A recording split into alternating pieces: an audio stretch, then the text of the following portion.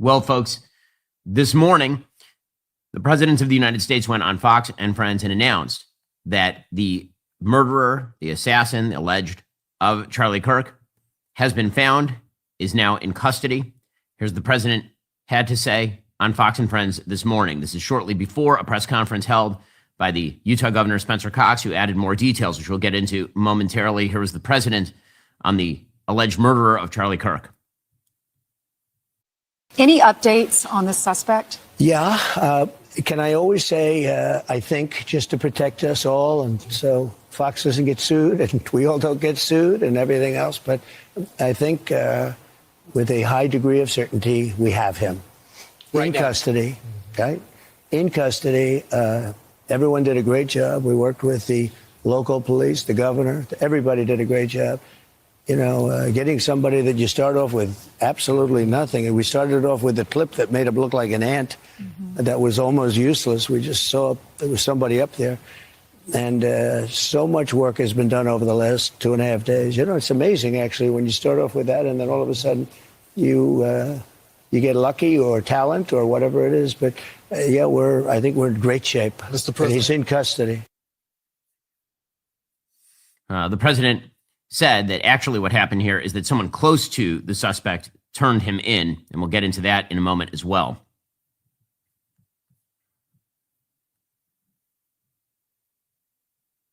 Essentially, somebody that was very close to him turned him in.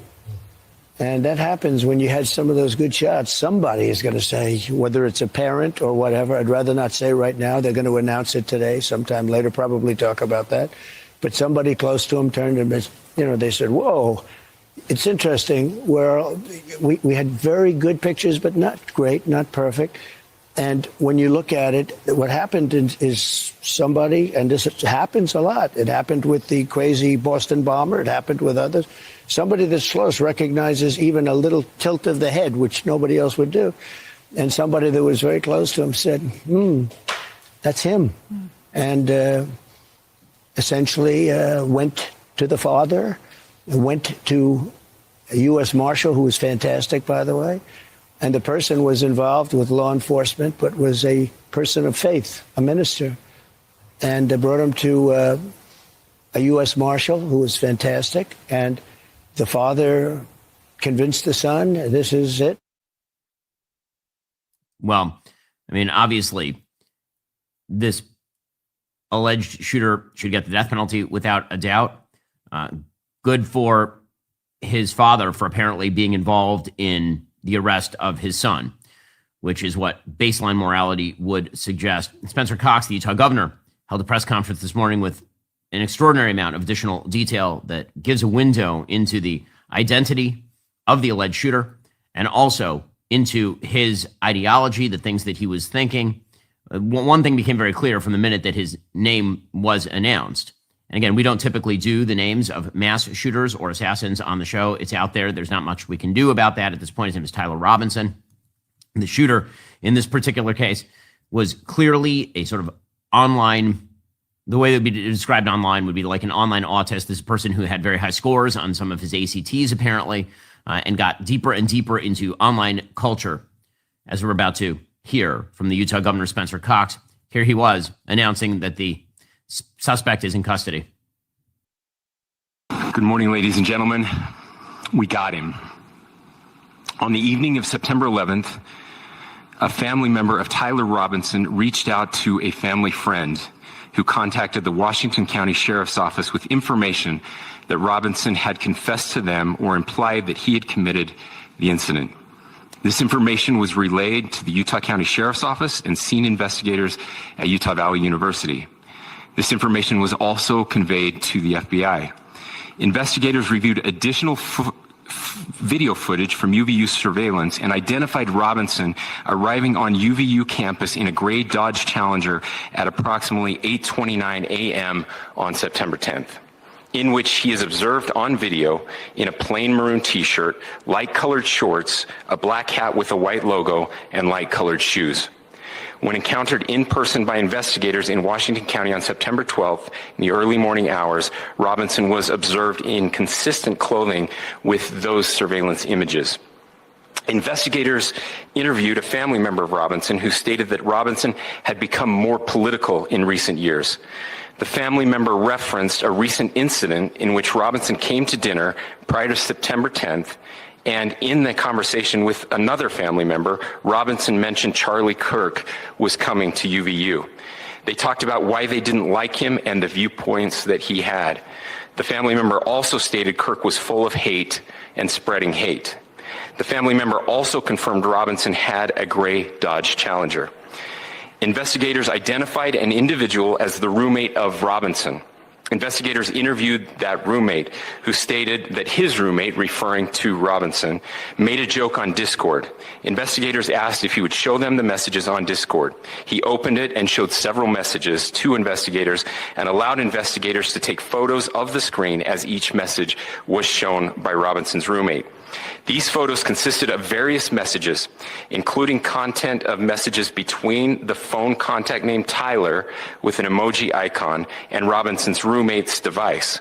The content of these messages included messages affiliated with the contact Tyler, stating a need to retrieve a rifle from a drop point, leaving the rifle in a bush, messages related to visually watching the area where a rifle was left, and a message referring to having left the rifle wrapped in a towel.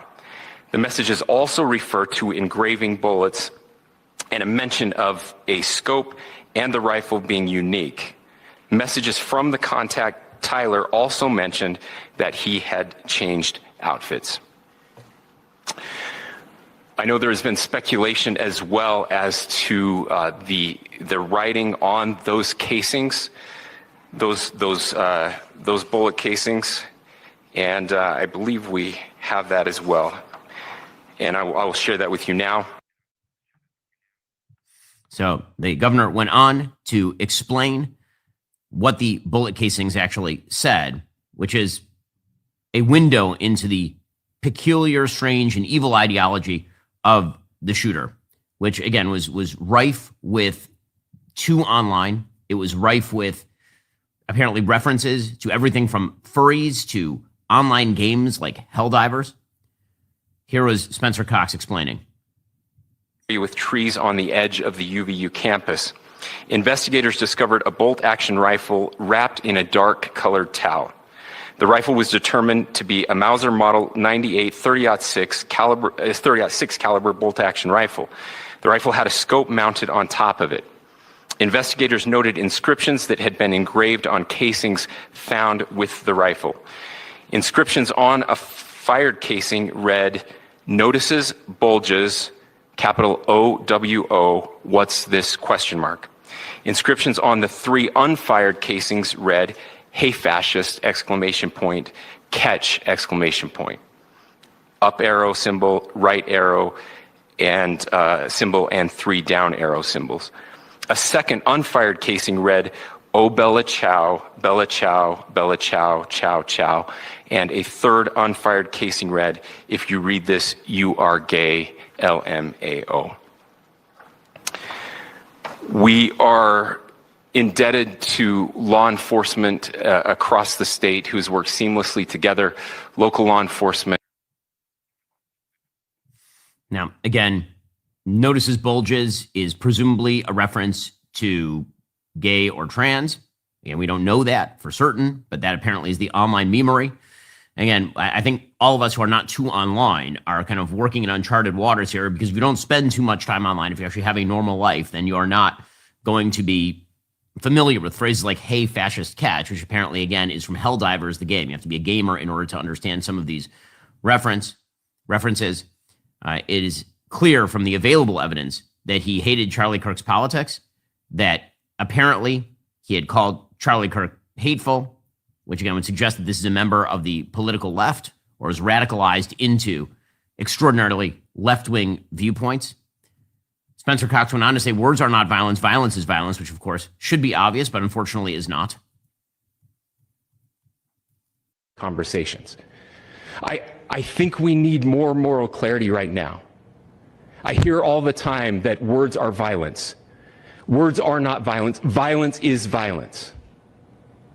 And there is one person responsible for what happened here, and that person is now in custody and will be charged soon and will be held accountable. Spencer Cox then went on to give what I think is a terrific message and a necessary message, something that, of course, you've heard a lot on this show, which is that social media is, in fact, a cancer and you need to touch some grass, a phrase that I've used repeatedly over the course of the last several years. This is not good for us. It is not good to consume. Social media is a cancer on our society right now. And I would encourage, again, I would encourage people to log off, turn off, touch grass, hug a family member, go out and do good in your community. That is happening, and it's happening organically right now. I had a friend in a small city in Utah who said, we're getting together.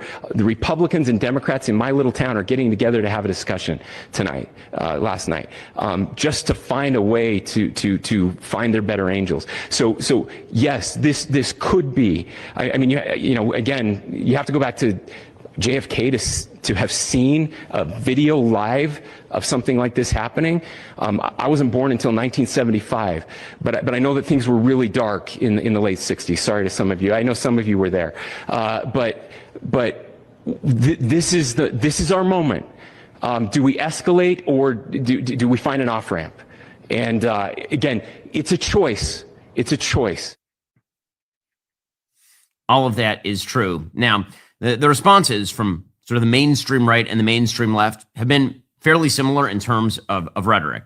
The president yesterday said that he wants to see nonviolence. And I will note here that there is, in fact, nonviolence as a response to this. It's something Spencer Cox also noted correctly. There have been no riots. There's been no looting. There's been no violence done. Instead, you've seen prayer vigils, people coming together, even people of the right and left coming together to have discussions in honor of Charlie, because that's what Charlie's life was really about. It was about aggressively promoting his ideas through discussion and debate.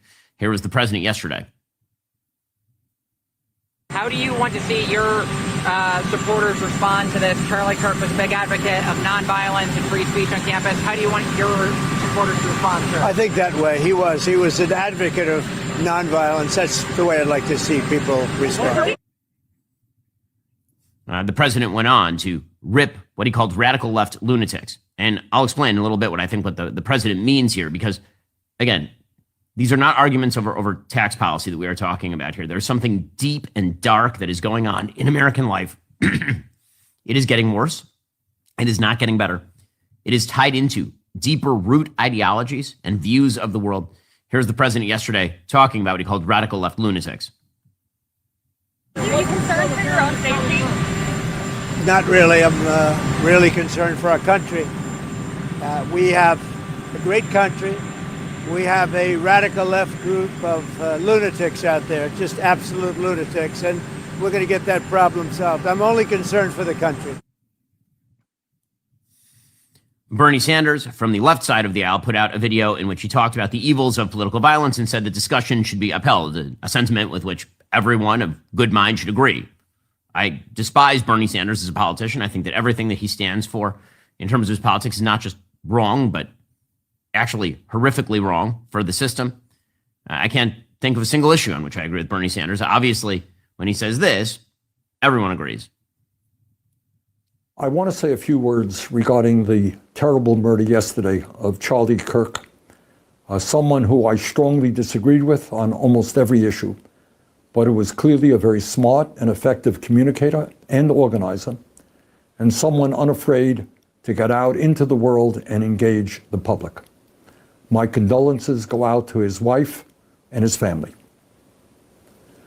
A free and democratic society, which is what America is supposed to be about, depends upon the basic premise that people can speak out, organize, and take part in public life without fear, without worrying that they might be killed, injured, or humiliated for expressing their political views.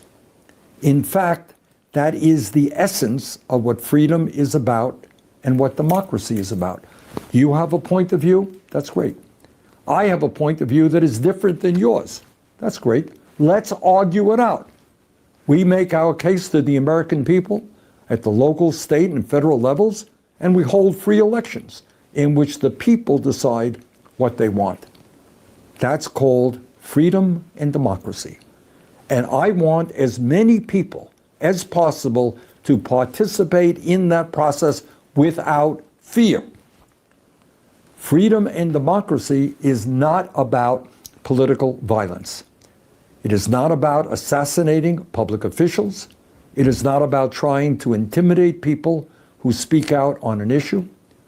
Political violence, in fact, is political cowardice. It means that you cannot convince people of the correctness of your ideas, and you have to impose them through force. Obviously, this is all true. Everything that he's saying is true. I do have questions about why violence is arising. Excuse me. Senator Chuck Schumer and House Minority Leader Hakeem Jeffries also suggested political violence was wrong. Now, again, it feels to me when people talk about political violence is wrong, that's like saying violence is wrong. Of course, that's true. Does that change the underlying substructures of thought that are leading to a massive elevation in violence in the country of the political variety? I don't think it means anything to just say that political violence is wrong, because as we'll get to in a moment, there are actual substrates of thought that lead to the elevation of the violent, that lead fringe actors to go out and do things like murder Charlie Kirk. And so having our politicians simply go out there and say, we got to take down the temperature, we all have to use better language. Of course, that's true. But that isn't specific enough. It is not specific enough. Here are Chuck Schumer and Hakeem Jeffries talking about this. The bottom line is this is a time that all Americans should come together and feel and mourn what happened. Violence, which affects so many different people of so many different political persuasions, is an affliction of America. And coming together is what we ought to be doing, not pointing fingers of blame. This moment requires leadership that brings the American people together as opposed to trying to further divide us. Political violence in any form against any American is unacceptable, should be denounced by everyone, and moving forward, we have to figure out a better way to come together, not as Democrats or Republicans, but as Americans. Okay, now again, all this is nice. All this is incredibly vague. So now I want to talk about something that we all know is true, but nobody seems to want to say. Not all ideologies are equally prone to violence. When there is a shooting, a mass shooting at a synagogue, a mass shooting at a church, when Charlie Kirk is shot, everybody's mind immediately goes to what are the likeliest probabilities in terms of who did the shooting. Everyone does this. We cannot pretend that we are sort of blind to the realities of the world. When there is a shooting at a synagogue, I can tell you, my mind goes to two places: radical Muslim, white supremacist. Those are usually the options if there's a shooting at a synagogue. If there's a shooting at a church, your mind now goes to trans radical or radical Muslim. Right? That's where your mind is going to go. And this is leaving aside people who just are generally mentally ill. Okay, where there's no political ideology involved. If there is a political ideology involved, your mind immediately goes to the movements that are likely to drive people toward murder. Not every ideology is prone to this. No one thought yesterday when the killer was being sought, literally no one thought the reason that Charlie Kirk was murdered is because of Charlie's stance on low taxes. No one thought that. Right? We differ on all sorts of politics in this country. Nobody thought that this was a debate about marginal tax rates, and that is why Charlie was shot. Nobody thought that Charlie Kirk was murdered because of his stance on energy policy.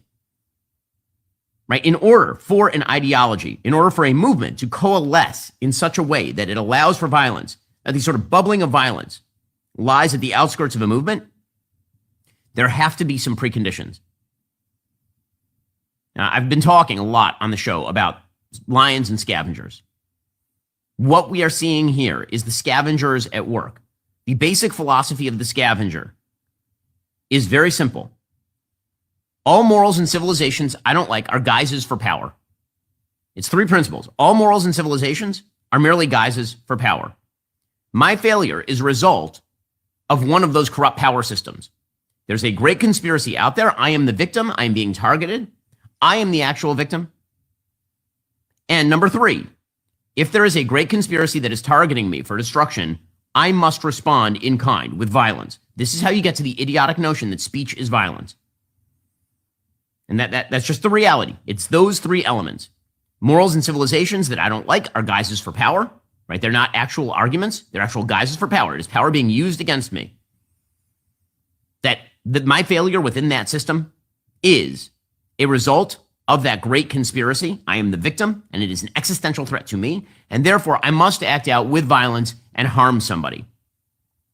I'm going to give you 3 examples, and I'm going to take them from the top death threats I receive. Now, I receive an enormous number of death threats. As I've said before, I have 24/7 security on me, on my family. I literally go nowhere without an entire team of security now at this point in my life. And that is because of things that, like what just happened to Charlie. And Charlie, by the way, had security there. I've said before, I think we're now at the end of outdoor political events after the attempted assassination of President Trump, after the assassination of Charlie Kirk. I do not think that anyone in public life is going to be doing outdoor events that are insecure for the foreseeable future.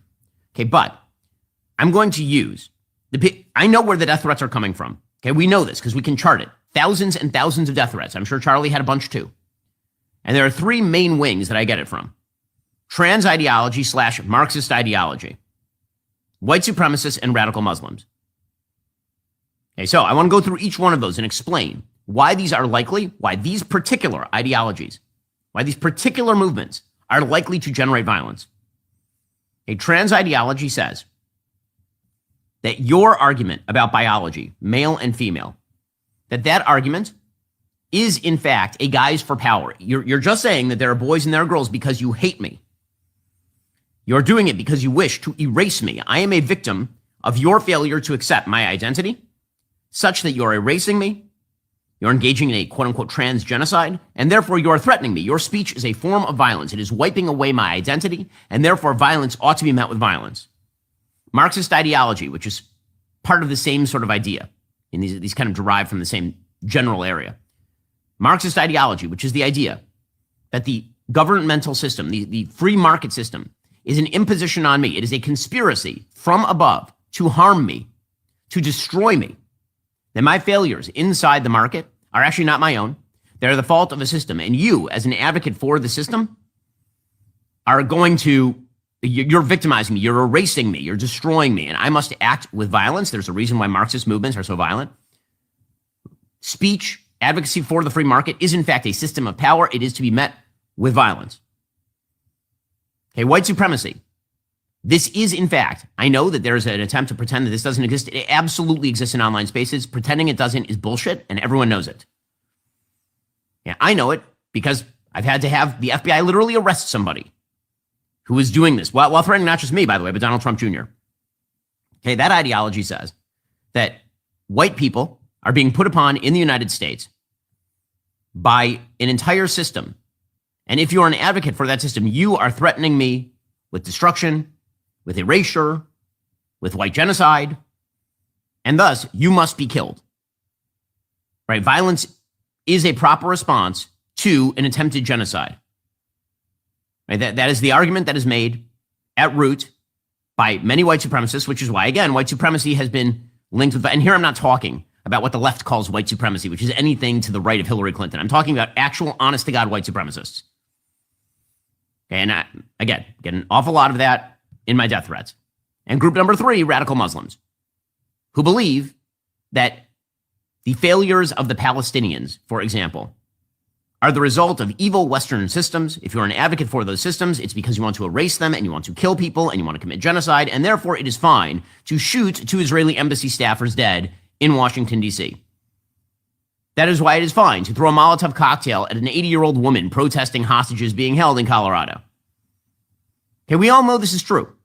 Pretending it isn't true doesn't make it go away.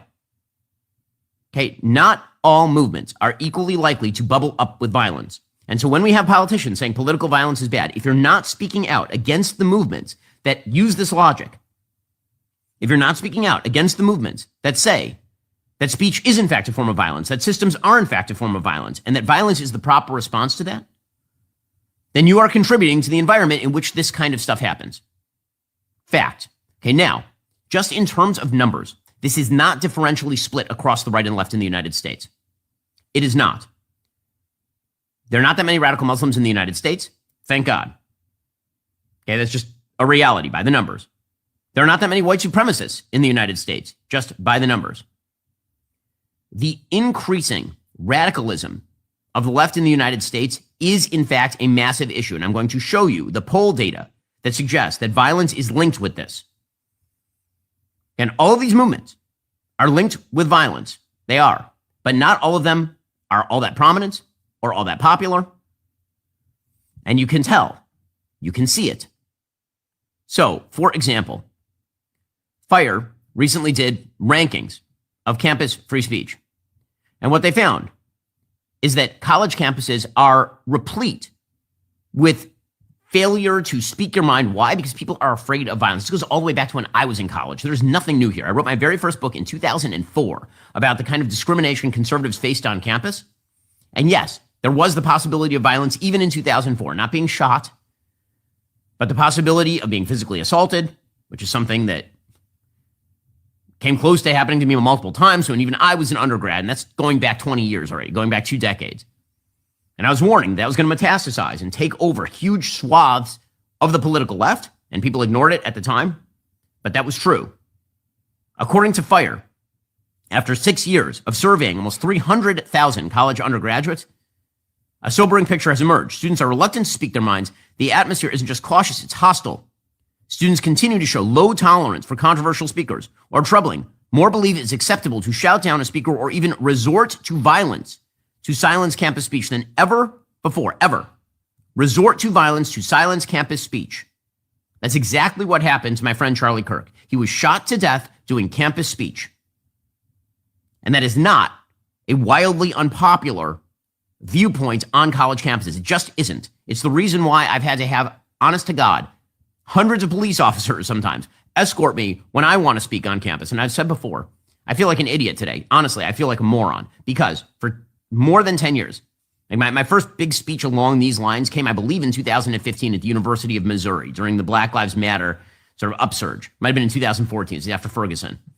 And I remember people asking about safety. I said, I'm not worried about safety. There's some police there. I've got a security team. No one's going to take a shot at me. This is America. You don't get shot in America for saying things on a college campus. This is America. I grew up in this country. This is my country. This is the country I love. This is where our fundamental value is the First Amendment to the Constitution of the United States. No one's going to do this kind of stuff. No one. And I was wrong. I was an idiot. And it turns out it's becoming more and more common. A record 1 in 3 students, according to FIRE, the Foundation for Individual Rights in Education, a record 1 in 3 students now holds some level of acceptance, even if only rarely, for resorting to violence to stop a campus speech. The answer is never, not rarely, never. That is the proper moral answer. Right now, according to FIRE, 71% of college students nationally say that they support shouting down a speaker to prevent them from speaking on campus. 54% say that they approve blocking other students from attending a campus speech. 34%, more than 1/3, say that it is sometimes acceptable to use violence to stop a campus speech. Now, I'm sure not everybody who believes they're using violence thinks in terms of shooting someone to death. But when you are drawing from a pool at this point of legitimately tens of millions of Americans, young Americans, people who are too online, by the numbers, who are atomistic and isolated and don't touch grass, and you're drawing from that pool, it is not going to be hard to find some unhinged people who decide to take that to its logical conclusion and fire a bullet through the throat of a man who is simply attempting to speak truth to people in the friendliest possible fashion. And unfortunately, this FIRE survey is not an outlier. It is not an outlier. Citizen Data did a poll in 2004 in which it found that Gen Z shows a higher tolerance for political violence against elected officials. If you take a look at this particular graph, what it shows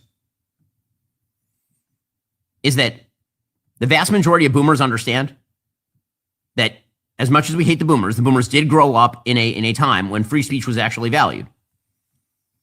Not even 10% of boomers believe that there ought to be some form of acceptable political violence against elected officials. For millennials, people aged 28 to 43, that number was about 1/3.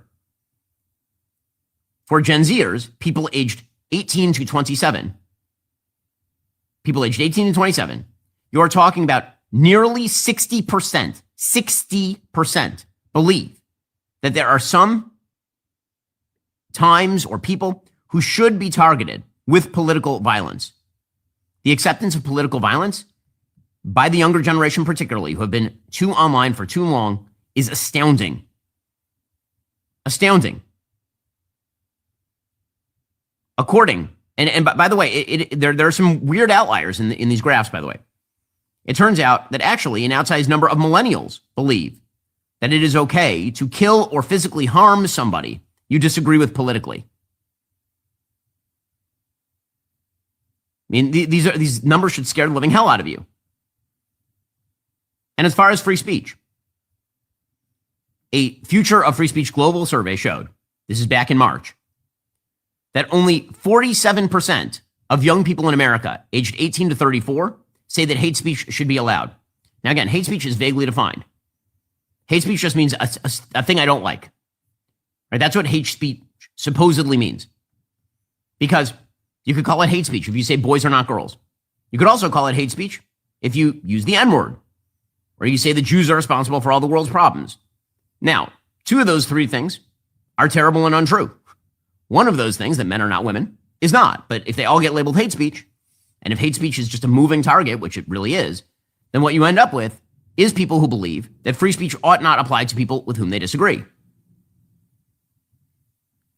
Tolerance for religiously offensive speech has dropped from 71% in 2021 to 57% in 2025. So, what does this result in? It doesn't mean that every single person on the left is a violent radical. It means these ideologies are significantly tied in with violent radicalism in a way that makes it more likely that you are going to, again, there are many ideologies that do this, many conspiratorial ideologies that do this, but the ones that are most prevalent in America are among young people, they're on college campuses, they're online, and they are oriented to the left. It is how you end up with University of Louisville posters showing the day after Charlie Kirk was shot to death, cartoons of Charlie Kirk bleeding from his jugular vein saying, debate this.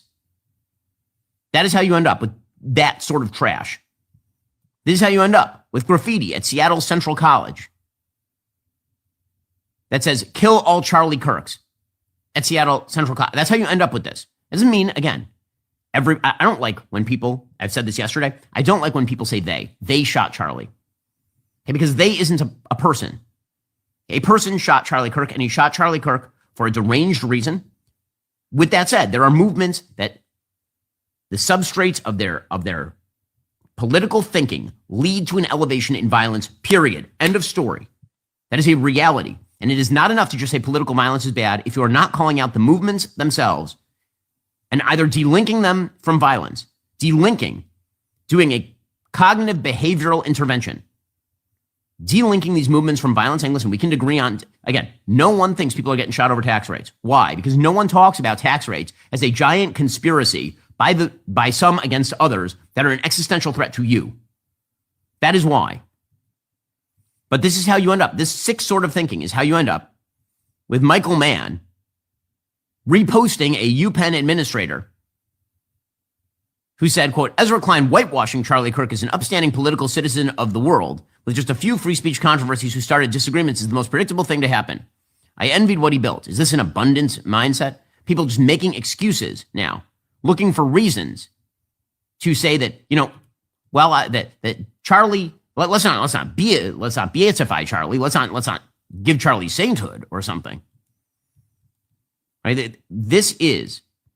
It should not be necessary. In the aftermath, I was talking to a friend who's European yesterday, and it was Douglas Murray. And I was talking to Douglas about this a little bit yesterday, and Douglas was saying that when he was covering the Charlie Hebdo shooting in France, one of the things that he found interesting is that the upsurge in the Je suis Charlie, you remember this? People were posting Je suis Charlie, I am Charlie Hebdo. And he said, one of the things that was fascinating is no one felt the compulsion to say in France, I disagreed with Charlie Hebdo, but no one felt that compunction. Why? because the basic idea is that whatever you disagree with is irrelevant. You don't get shot for saying a thing. You don't get shot. But in the United States, there is this very large group of people who feel the necessity to say, well, you know, I'm not saying he had it coming, but there is that. There is that. Stephen King got himself in trouble yesterday for tweeting, he advocated stoning gays to death. Just saying, which is a lie. That is not true. Charlie never advocated that, not in a million years. This is how you end up with the Oxford Union president-elect, a person named George Aberanye, who put out on social media, Charlie Kirk got shot, let's effing go. This would be a person that Charlie actually debated, a person that Charlie actually had a perfectly normal exchange with. Here is the video of him interacting with this person who was then essentially blessing his murder. There are other factors outside of simply just. You see what you're doing, respectfully. You're scrambling for an excuse to get away from the truth that's right in front of you. I mean, maybe men should get married and have children. Okay, but I think because it's worked for 2,000 years. I just think it's a very dishonest way to go about this argument, that there's only one issue. Interesting. Can I challenge you on that, though? Sure. Why is it that the men of much poorer African and Asian countries don't have suicide issues, yet they have no money? How do we know that? Oh, we know. Again, by empirical third-party reported data from the UN, from the US State Department, there is not a suicide crisis in sub-Saharan Africa. There's not a suicide crisis in Southeast Asia with young men. So explain to me that phenomenon. They're materially wealthy, they're not materially wealthy, and yet they're harming themselves. So why would you then say it's austerity? Wait, sorry, say that again. Okay, you're looking for another explanation for male unhappiness. Yes. I'm pointing to you to a part of the world that actually does value marriage and does have children, but they have no money. Mm-hmm. So therefore, how could you say it is a material problem why the men of London, who can dress how they want, go to whatever bar they want, are not happy? Because it's more than one reason. Like, there are multiple factors. It's not just like, it's not even just economic. There's economic, there's social, there's like religious pressures. There's so many, like, you cannot boil down a societal issue to like one. And I acknowledge issue. that, right? I even at the beginning, remember, I'm saying the biggest, the one that has an exponent on it, is that we have a biological urge that God gave us when he designed us, which is to be fruitful and multiply, for men to provide for the family. And when we suppress that, and we say that you can go live whatever lifestyle you would like, as already happens in the West. We have Exhibit A. We have a serious suicide, mental health, anxiety, depression issue. So I would just ask you to think over the next couple of days, months, or years, why is it that men in countries that barely have toilets and do not have 2 pounds to rub together, but they do have kids and they do have a wife, are much happier than someone with a big flat in downtown London? Something to think about. I mean, I think happiness is a difficult idea to conflate in that sense. I mean, No, there are other suicide. duties. They're less likely to kill themselves. Forget all these happiness indexes. If you kill yourself, you're not happy, right? So these poor countries do not have male suicide problems. Why? I do not know. Think about it. Thank you very much. Okay, that is a perfectly respectful back and forth with this person who celebrated the murder of Charlie Kirk yesterday. Okay, think about the ideology that leads to that. Think about the ideology that leads to that. GLAAD, the Gay and Lesbian Alliance Against Defamation, put out a statement, quote, "It is a demonstrable fact that Charlie Kirk spread infinite amounts of disinformation about LGBTQ people. Lies and vitriol about transgender people were a frequent part of his rhetoric and events. We need leaders in all those with platforms to prioritize safety over disinformation, irresponsible politics, and profit." Now, again, when they say we need leaders in all those with platforms to prioritize safety, what they are saying is that Charlie Kirk made people unsafe by saying things. Again, I've had this a lot myself. Right? This is always the argument used to ban me from campus. Was, you're going to threaten safety. And I'd say, who's threatening safety? Me talk? Say, no. People here are going to get so angry, they're going to threaten safety. So they're threatening safety, so I'm banned. This is the sort of stuff Charlie faced down as well. A columnist over at Slate, Ayman Ismail, said the Overton window shifted partly by his own hand. Kirk pushed the idea that people's identities or political beliefs make them inherently dangerous. He called Muslims like me incompatible with America. Just this summer, he released a podcast episode literally titled Islam Incompatible with the West. Okay, well, I mean, him criticizing Islam as a full-fledged philosophy is not the same thing as people calling for his death. He is not saying that every Muslim needs to be killed. He never said anything remotely like that. He was talking about the compatibility of ideology with Western ideologies, which is sort of a normal conversation that's been taking place politically for, I don't know, several hundred years at this point. But the goal is, again, to create a permission structure that ends with violence. It's the same permission structure that happened with Luigi Mangione. And I got ripped by people both right and left for saying that Luigi Mangione was a piece of shit and that what he did to Brian Thompson was utterly despicable. I got ripped for that. Comedian Bill Burr went on national television and said, "Free Luigi." Why? Because his idea was that Luigi Mangione, again, when I talk about Marxist substrates that end with violence, his idea was that Luigi Mangione represented the common man standing up against the predations of a conspiratorial and evil healthcare system that killed people. Therefore, Brian Thompson deserved to die in some way. Don't pretend that's just a quote unquote political violence problem. It's too vague. It doesn't mean anything. If you actually want to fight violence, you have to stand up against the movements that generate it. Mehdi Hassan and Representative Ilhan Omar, who both have spent an enormous amount of time over the past several years finding strange justifications for terror allies and playing a double game. Oh, yes, we condemn terrorism of all sorts. And by that, they mean that they condemn, for example, Israeli military action against terrorists. But they also kind of condemn terrorism, but really they're not going to do anything about the Both of these people decided that yesterday would be an excellent day to attack Charlie Kirk. You know, Charlie was someone who once said, guns save lives after a school shooting. Charlie was someone who was willing to debate and downplay the death of George Floyd in the hands of Minneapolis police. I think he called him a scumbag. Right, have no regard, downplay slavery and what Black people have gone through in this country by saying Juneteenth should never exist. And I think, there are a lot of people who are out there talking about him just wanting to have a civil debate. Complete rewriting of history. Yeah, there is nothing more effed up, than to completely pretend that his words and actions have not been recorded and in existence for the last decade or so. And you have people like Nancy Mace who constantly harass people that she finds inferior and wants them not to exist in this country or ever. And you have people like Trump who has incited violence against people like me. And so, these people are full of shit, and it's important for us to call them out. Vile human beings, truly vile. Charlie got shot 2 days ago to death. And their first reaction is, let me find things I disagree with him about, and then say that he didn't contribute to political debate.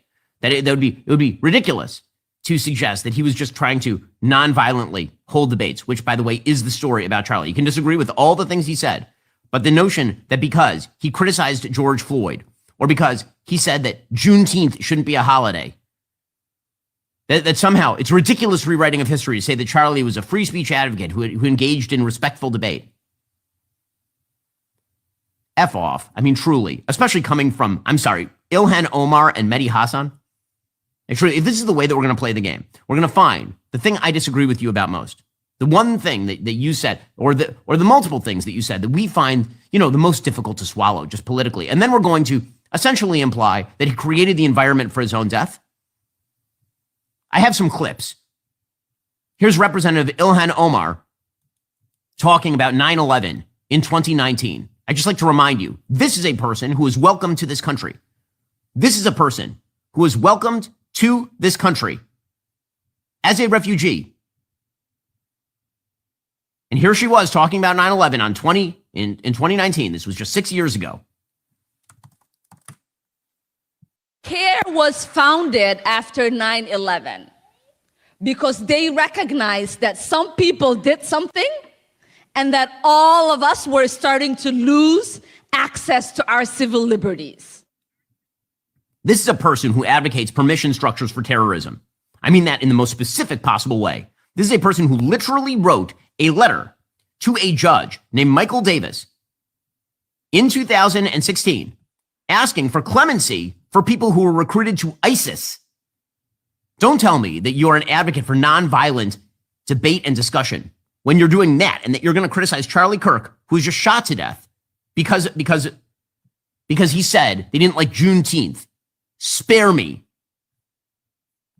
She literally wrote in this letter that compassion should be used and a restorative approach to justice, concluding, quote, this ruling can set a precedent and has the potential to be a landmark case in addressing extremism by granting clemency to a bunch of people who tried to join ISIS. That was Ilhan Omar just a few years ago.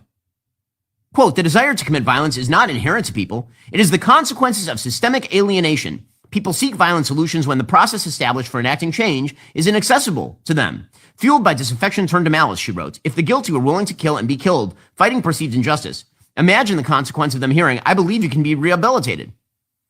So in other words, she believed that these people tried to join ISIS because of shortcomings in American society. That's the ideology that I'm talking about, that generates actual violence. That is the ideology. Mehdi Hassan, this was Mehdi Hassan some years ago saying that non-Muslims are animals. Should we use that as a way to gauge whether or not he has elevated the debate? And we never lose the moral high ground. If we know anything of Shia of Muhammad, of Shia of Ali, of Shia of Hassan, of Shia of Hussein, we know that keeping the moral high ground is key. Once we lose the moral high ground, we are no different from the rest of the non-Muslims, from the rest of those human beings who live their lives as animals, bending any rule to fulfill any desire. We can play this game all day long. Now, again, I don't want to pretend that you can tell. Charlie tweeted this a few years back. You can tell who people are by how they respond to a death.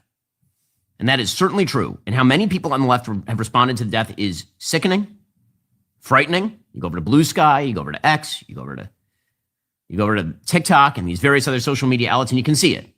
The reaction to all of this. There is a conspiratorial strain on the right that needs to be called out here. And the people who have associated with this and promoted this, let's just say you've made a massive moral error. Ian Carroll, who's been promoted by a wide variety of larger figures. He was on Joe Rogan's show. He used to host Candace Owens' show. Ian Carroll yesterday was tweeting out in the middle of the search for the suspect that actually, what was happening here was that Israel had assassinated. I know, it's like a game of Clue, but you can just skip right to the end and say it was Israel. Of course. Ian Carroll tweeted, yesterday was a turning point for Israel-U.S. relations. Less than 24 hours, and the internet already figured out who the most likely culprit was. He was their friend. He basically dedicated his life to them, and they murdered him in front of his family. Israel just shot themselves. That person was hosted by some of the biggest hosts on the Podbro man right. That person was elevated from obscurity, deserved obscurity, to prominence, to promote this kind of horse shit. And that was going around a lot on the internet yesterday. You had people who are literally part of disinformation systems, like legitimate Iranian disinformation systems, suggesting to the retweets of millions of people, literally millions of people, that Charlie was assassinated because I was on Charlie's show the day before and he asked me questions about Israel. The algorithms are broken. They are benefiting the worst people. Social media is benefiting the worst people. They are generating the conditions for violence. There is no question that that is the case. And all the people who have been playing footsie with these folks, all the people who have been promoting it in the name of just asking questions or trying to unmask the great conspiracy that will suddenly change the world forever.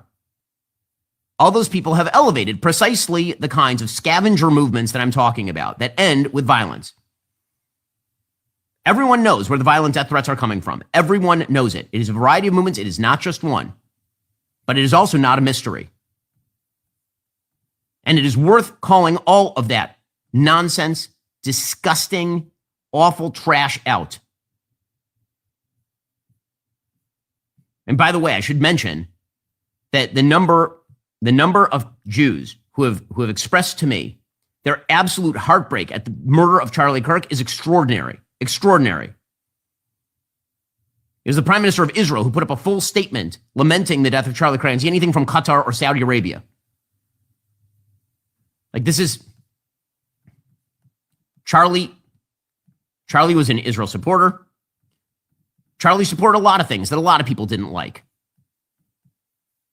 The people who have created the permission structures for this sort of violence, those permission structures need to be called out wherever they are, right and left. I do not think that they are equally distributed right and left. I think they are significantly more common, significantly more deeply embedded on the left.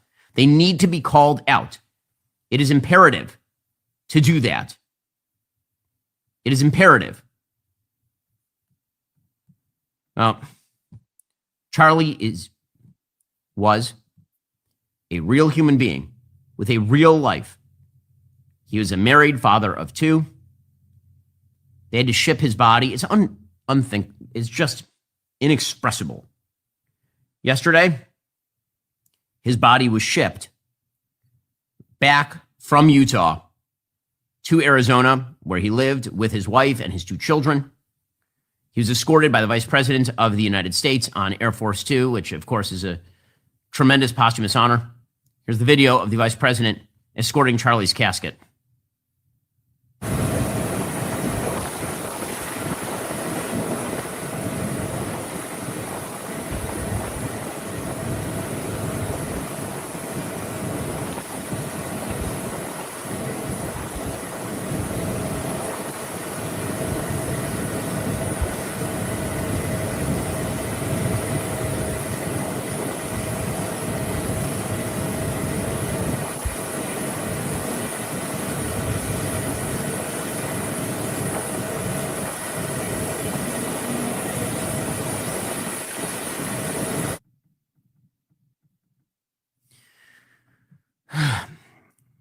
The plane deboarded in Arizona. Here's video of Usha Vance, the Second Lady of the United States, and Erica Kirk, Charlie's young wife, deboarding the plane, holding hands.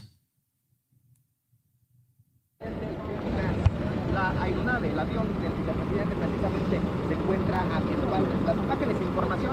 can't even imagine.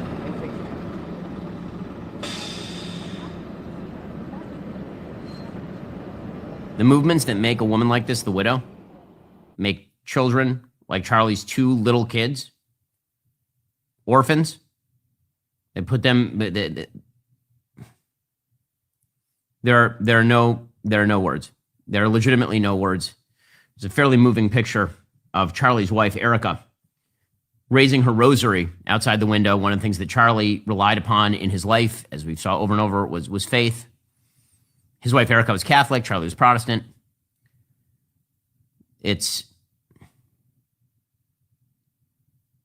Charlie will leave an extraordinary legacy for all people of faith, for people who believe in a better country, of community and family, of traditional biblical values and free speech, and aggressive and interesting debate and discussion about the key issues that matter. Charlie's legacy will never die. The President of the United States yesterday talked about TPUSA, of course, that's Turning Point USA, Charlie's massive and powerful organization, and talked about keeping TPUSA going, which we hope to help in any way that we can here at Daily Wire. I spoke to his wife yesterday. She's like devastated. Of course. But in between the devastation, they want to keep Turning Point going. Because so many people called in to me with donations. They went, I don't know who, do we give donations to her? Do we give it to Turning Point? Do we give it to, any one of the hundreds of colleges that he worked with or universities? And they want to keep Turning Point going. They think they can do it. He had a very good staff, I noticed. You know, Charlie would call me up. I'm president of the United States, and I get a call like a day before. Sir, could you come to Arizona tomorrow? I said, Charlie, I'm president. I can't just come. He said, it's so important. Could you? And I'd usually try and get there. You know, he's the only one. 20,000. Yeah, he was such a great guy that he had to end this way. But you know, in many ways, he's bigger now because of what happened. He was really big, important, and I guess this doesn't help his family very much when I say this, but in terms of, you know, very, very important, getting that such a good word, such a solid word. You know, we have so many bad people, so many bad philosophies, ideologies, politics. His was basically just good. Family, he talked about family, he talked about get married, go get married. You know, sounds old-fashioned when you think about it, but he's right. He was just on. And it's a shame that that voice has been stopped. I was going through my text with Charlie yesterday, and he had sent me back in December a picture of his newborn son, because we were having some conversations about things we could do together. That's who Charlie was. And those values came out of him. Right? When you look at even at pictures of Charlie or videos of Charlie, he's always smiling, right? He's always upbeat. He's always energetic. He's always optimistic. A light went out of the world. A true light went out of the world. And in order for that light to be rekindled in any shape, I mean, in order for that torch that he was carrying to generate the same amount of light, millions of people are going to have to pick up a match and hold it up. And some of those matches will become torches themselves. But that's the only way to spread the light that Charlie Kirk really was. And the people who are smearing his memory, the people who are part of movements that make the world worse, those people do need to be defeated. They need to be defeated, and people need to speak out against that. They need to debate it. They need to discuss it. They need to point out that these people are wrong, and those movements are bad, and those movements are horrible for America. And what Charlie stood for more than anything else was a non-victim mentality. He stood for the prospect that any American, even one who never went to college, could start an organization that became the most important political organization in the country and become the confidant of the president and vice president of the United States at the age of 31. And that's the thing that Charlie stood for, that if you make the right decisions, you get married, you have kids, you find religion, you find God, you spend time in your relationship with God, that your life will get better. That is the thing that Charlie stood for. And President Trump talked yesterday or this morning rather, about attending Charlie's funeral. Again, the date has not yet been released for Charlie's funeral. I assume it will be sometime next week. He suggests maybe next weekend. Even talking about Charlie's funeral is just, I keep using the word unthinkable because it is. It does not compute. Does not compute. Here's the president. And I also go to a funeral for a great gentleman named Charlie Kirk, who should not be having a funeral right now. He should be out there in front of people. He loved doing it. He was so good at it. And I mean, he had a big impact on the election. You know, I got so many young voters that no Republicans ever gotten anything close. I dominated with young people, and it's never happened before. And I give him so much credit. Yes. Well, that is for sure true. You know, we'll obviously keep tabs as more information emerges on the shooter and the ideology that drove that shooter. For the moment, and for the rest of our lives, hug your family. Recognize that what makes this country great, what makes this country good, is the stuff that Charlie was doing. And then pick up that match or pick up a torch and carry it on. We'll see you here a little bit later today if there are more updates. If not, we'll see you here next week. Say a prayer for Charlie, say a prayer for Charlie's family, and say a prayer for our country.